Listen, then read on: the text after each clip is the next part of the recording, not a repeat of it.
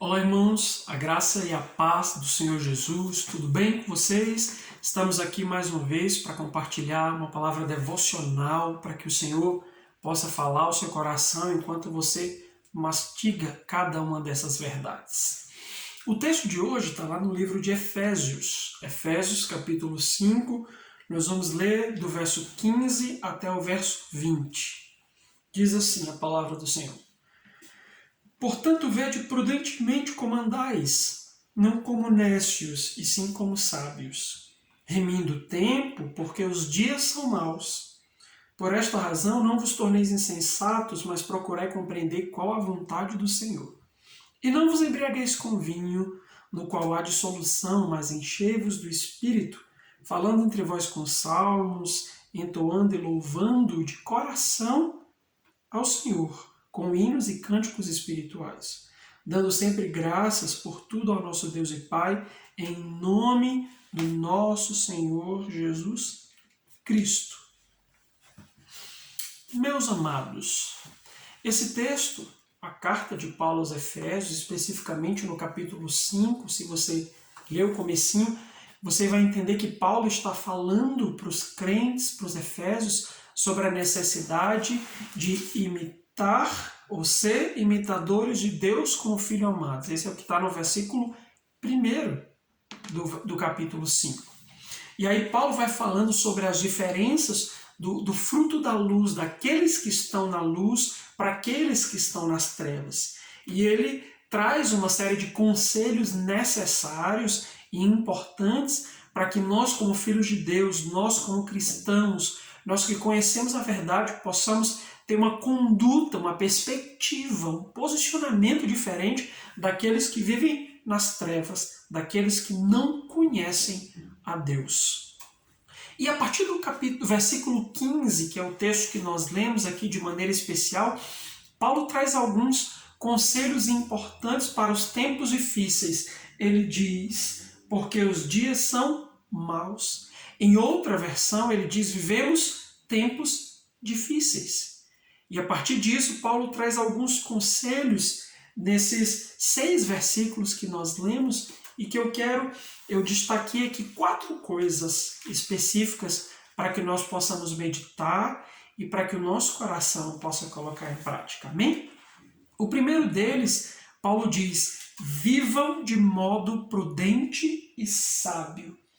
Ele disse, não vivam como nécios, como tolos, como pessoas que não têm juízo, como pessoas que não têm noção, não sejam sem noção.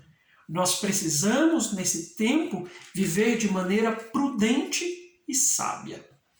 Isso é interessante porque Paulo complementa, remindo o tempo. Então, uma das características do sábio é a sua capacidade de gerir e de administrar o seu tempo, de ocupar o seu tempo com coisas que ele sabe que vão lhe edificar, que ele sabe que são importantes e que são abençoadoras para a sua vida e para aqueles que estão ao redor. Assim como uma das características do nécio é desperdiçar o seu tempo. Perder o seu tempo com coisas que podem parecer atrativas, podem ser prazerosas momentaneamente, mas não traz nenhum tipo de edificação. E esse é o primeiro ponto. Nós precisamos remir o nosso tempo. Precisamos aproveitá-los de melhor maneira. Na versão da Bíblia, a mensagem, essa expressão remir o tempo é traduzida como aproveitem cada oportunidade. Ou seja, estejam atentos à maneira como as coisas vêm e aproveite-as, não desperdice o seu tempo com coisas que podem ser extremamente prazerosas, mas que não edificam, que não vão abençoar a sua vida. E quantos de nós nesses dias estamos perdendo tempo? Perdendo tempo com tantas coisas que vão enchendo o nosso coração, que vão nos fazendo não somente desanimar, mas desviar o foco daquilo que é a vontade de Deus, que é o próximo ponto que Paulo fala. Então, amados, precisamos aproveitar o nosso tempo da maneira como Deus deseja que o aproveitemos. E aí eu já entro no segundo ponto, como Paulo diz, procure compreender qual qual é a vontade do Senhor. Porque quando o nosso coração está empenhado em fazer a vontade de Deus que Ele revelou para nós, nós aprendemos a remir o nosso tempo e a utilizá-los da melhor maneira. Porque tem tantas pessoas envolvidas com tantas coisas que não vai levá-las a nada. Por uma razão simples, porque elas ainda não discerniram, não compreenderam qual é a vontade de Deus para as suas vidas. E isso é interessante. Porque a partir do momento que nós discernimos qual é a vontade de Deus, qual é o propósito de Deus, aquilo que Ele quer para nós, a gente já não perde mais tempo. Você aprende a remir, você percebe que cada minuto, cada segundo é importante, cada detalhe, cada momento é necessário para o cumprimento desse projeto, desse propósito de Deus. E por essa razão, corra nessa direção de compreender o que é que há no coração de Deus para a sua vida, meu querido. Porque os dias são maus. E nós precisamos discernir o que Deus está querendo de nós hoje. O que Deus está querendo para nós hoje. O que Deus está desejando. Qual é a expectativa dele para as nossas vidas. E isso é interessante. Porque a partir do momento que o nosso coração discerne isso, alcança essa vontade de Deus, nós começamos a ser mais prudentes, nós começamos a ser mais sábios, nós começamos a aplicar o nosso coração a essas coisas e o nosso tempo se torna muito mais produtivo. Isso é interessante porque essas coisas que Paulo vem dizendo, elas estão dentro de uma linha de raciocínio que o terceiro ponto ele diz, olha, não vos embriagueis com vinho, mas enchei-vos do Espírito Santo. Isso é incrível, amados. Sabe por quê? Porque a embriaguez com o vinho, né, ela tem a ver com essa perda de tempo, com estarmos ocupando, enchendo o nosso coração com coisas que não são a vontade de Deus. E quando nós discernimos qual que é essa vontade de Deus, nós entendemos que só podemos fazer a vontade de Deus, só podemos aplicar o nosso coração completamente a essa vontade quando ele está cheio do Espírito Santo. Ou seja, é impossível fazer a vontade de Deus sem que estejamos cheios do Espírito Santo. Você entende? Então, quantos cristãos estão embriagados? Ah, pastor, mas eu não bebo, né? Mas a embriaguez tem a ver com esse excesso, com estar completamente cheio, com você estar simplesmente extrapolando-se com uma multidão de coisas. Você consegue entender quantas coisas têm embriagado o seu coração nesses dias? Quantas coisas, em outras palavras, tem ocupado o seu coração. E é nesse momento quando nós entendemos qual que é a vontade de Deus que você percebe, só é possível obedecê-lo sendo cheio do Espírito Santo. E aí nós começamos a procurar ser cheios do Espírito. Nós começamos a colocar o nosso coração, a ir tirando tudo aquilo que não agrada a Deus no nosso coração, para que o Espírito Santo tenha mais lugar a cada dia e possa nos encher e nos fazer transbordar. Ele diz, cheios do Espírito, falando em salmos, entoando e louvando de coração o nosso Senhor Jesus Cristo, com hinos e cânticos espirituais. E isso é interessante porque quando estamos cheios do Espírito, o nosso coração não é nécio, o nosso coração não é bobo, o nosso coração não é imprudente. Sai da nossa boca aquilo que enche o nosso coração.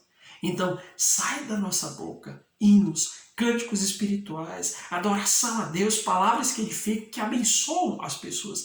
Você consegue entender essa linha de raciocínio?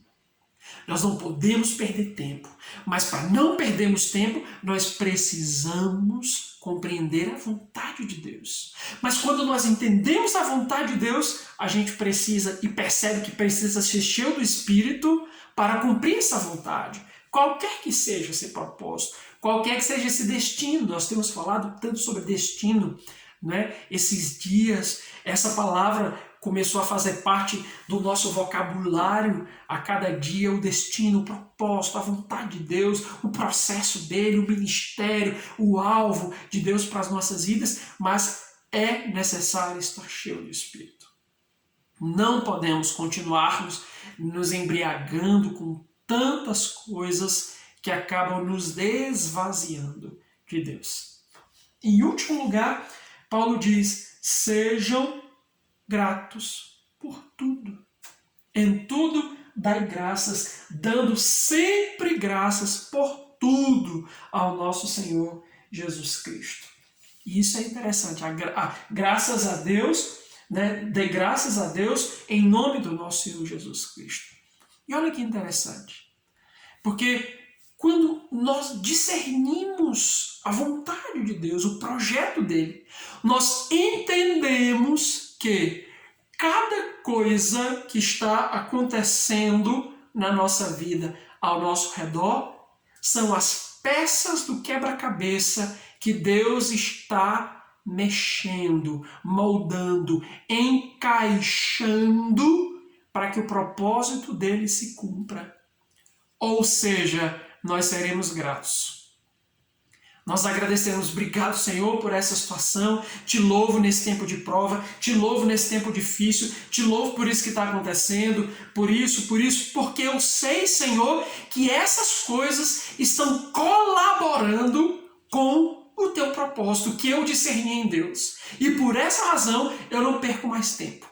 Eu quero viver cada pedaço desse que o Senhor está me trazendo, porque sei que fazem parte do grande projeto, do destino que o Senhor está querendo cumprir na minha vida.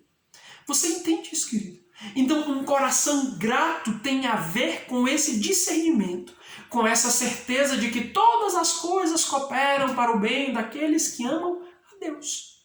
O coração grato tem a ver com essa certeza, essa segurança de que o propósito de Deus está cumprindo, de que eu não estou perdendo tempo, de que essa situação, por mais difícil que ela seja, ela tem algo de Deus aí, porque Deus está mexendo comigo e isso está apontando na direção do propósito, do alvo, do destino que Ele quer para mim.